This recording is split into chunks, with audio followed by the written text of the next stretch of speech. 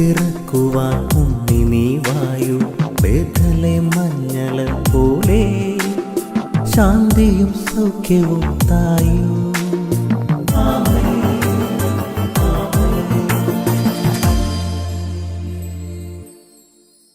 യേശുവിൻ്റെ ഏറ്റവും പ്രിയമുള്ള കുഞ്ഞെ, സങ്കീർത്തനം 138:3, ഞാൻ വിളിച്ചപേക്ഷിച്ച നാളിൽ കർത്താവ് എനിക്ക് ഉത്തരമരുളി, എൻ്റെ ആത്മാവിൽ ധൈര്യം പകർന്ന് എന്നെ ശക്തിപ്പെടുത്തി.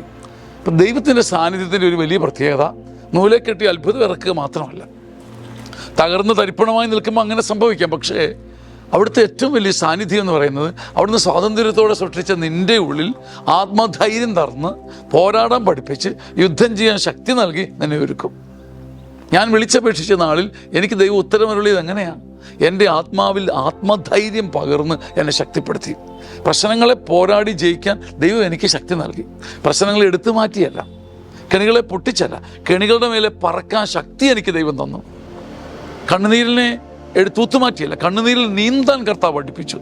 ആത്മധൈര്യത്തിൻ്റെ അഭിഷേകം ഒരു വലിയ അഭിഷേകമാണ്. കർത്താവ് ഈ പ്രഭാതത്തിൽ ആത്മധൈര്യമില്ലാതെ നിരാശപ്പെട്ടിരിക്കുന്ന, മുന്നോട്ട് പോകാൻ ഉണർന്ന് എഴുന്നേറ്റ് ചുവട് പോലും വയ്ക്കാൻ കരുത്തില്ലാത്ത അനേകർക്ക് അങ്ങയുടെ ഈ വചനത്തിൻ്റെ നാമത്തിൽ ശക്തി ഉണ്ടാകട്ടെ. ആമേൻ.